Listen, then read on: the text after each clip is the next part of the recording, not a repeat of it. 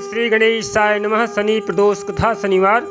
गर्ग आचार्य जी ने कहा है, महामते आपने शिव शंकर शंभु को प्रसन्न हेतु समस्त प्रदोष व्रत का वर्णन किया है। अब हम शनि प्रदोष विधि सुनने की इच्छा रखते हैं, सो कृपा करके सुनाइए। श्री सूतोवाच। श्री सूत जी कहते हैं कि हे ऋषि वृंद, निश्चयात्मक रूप से आपका शिव पार्वती के चरणों में अत्यंत ही प्रेम है। मैं आपको शनि त्रयोदशी अर्थात शनि प्रदोष व्रत के विधि को बतलाता हूँ, सो ध्यान से सुने।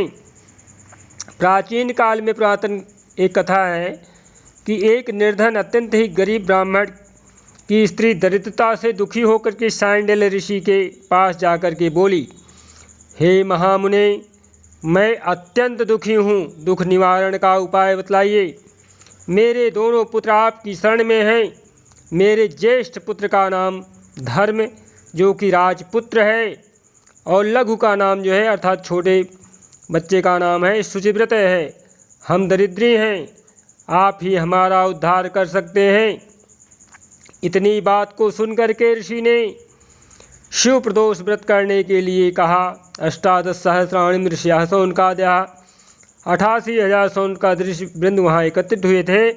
इस प्रकार से जो है तीनों प्राणी प्रदोष व्रत करने लगे, अर्थात उस माता के दोनों बच्चे और स्वयं माता, ये तीनों जो है भगवान शिव शंकर भोलेनाथ का प्रदोष व्रत करने लगे। कुछ समय के पश्चात प्रदोष व्रत आया। तीनों ने व्रत का संकल्प लिया। छोटा लड़का जिसका नाम शुचिव्रत था, एक तालाब पर स्नान करने को गया तो उसे मार्ग में अर्थात रास्ते में स्वर्ण कलश, सोने का कलश धन से भरपूर मिल गया। उसको लेकर के वह घर आया। प्रसन्ना नाम भोया, प्रसन्न होकर के खुशहाल होकर के बोला, हे माता कि मैं जो है माँ यह धन मार्ग में प्राप्त हुआ है, अर्थात उसने अपनी माता जी से प्रसन्न मुद्रा में आकर के बोला कि हे माता, जो यह स्वर्ण कलश है धन से भरा हुआ है, ये मुझे रास्ते में प्राप्त हुआ। माता ने धन देख करके शिव की महिमा का वर्णन किया।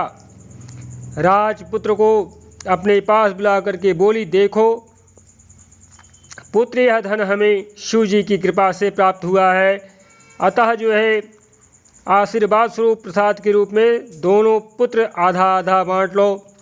माता का वचन सुन राजपुत्र ने शिव पार्वती जी का ध्यान किया और बोला, पूज्य, यह धन आपके पुत्र का ही है, मैं इसका अधिकारी नहीं हूँ। मुझे शंकर भगवान और माता पार्वती जब देंगे तब लूँगा। इतना कहकर वह राजपुत्र शंकर जी की पूजा में लग गया। एक दिन दोनों भाई को प्रदोष भ्रमण का विचार हुआ। इस प्रकार से वह सभी लोग जो है घूमने के लिए प्रदेश भ्रमण के विचार से निकले।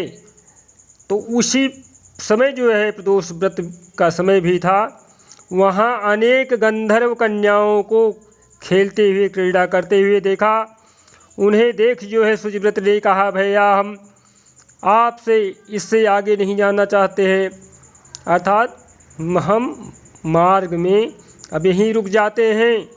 इतना करते हुए देखा तो उन्हें देख जो है शुचिव्रत ने कहा। श्री सूतोवाच। श्री सूत जी कहते हैं कि शुचिव्रत ने कहा, भैया अब हमें जो है इससे आगे नहीं जाना है। इतना कहा शुचिव्रत उसी स्थान पर बैठ गया, परंतु राजपुत्र अकेला ही स्त्रियों के बीच में जा पहुंचा।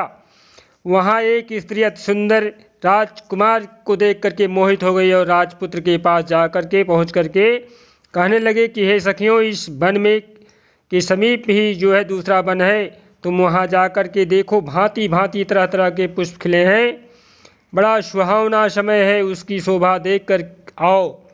मैं यहाँ बैठी हूँ, मेरे पैर में बहुत पीड़ा है। ये सुन सब सखी दूसरे वन में चली गई। वह सुंदरी राजकुमार को देख करके मोहित हो गई।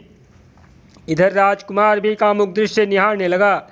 युवती बोली, आप जो है कहाँ रहते हैं, वन में कैसे पधारे हैं, किस प्रयोजन से आए हैं, किस राजा के पुत्र हैं, क्या नाम है? राजकुमार बोला, मैं विदर्भ नरेश का पुत्र हूँ, आप अपना परिचय दें। युवती बोली, मैं विद्रिक नामक गंधर्व की पुत्री हूँ, मेरा नाम अंशुमती है। मैंने आपकी मन स्थिति को जान लिया है कि आप मुझे प्रसन्न करने लगे हैं, अर्थात मेरे ऊपर मोहित हो गए हैं। विधाता ने हमारा तुम्हारा संयोग मिलाया है। युवती ने जो है मोतियों का हार राजकुमार के गले में डाल दिया।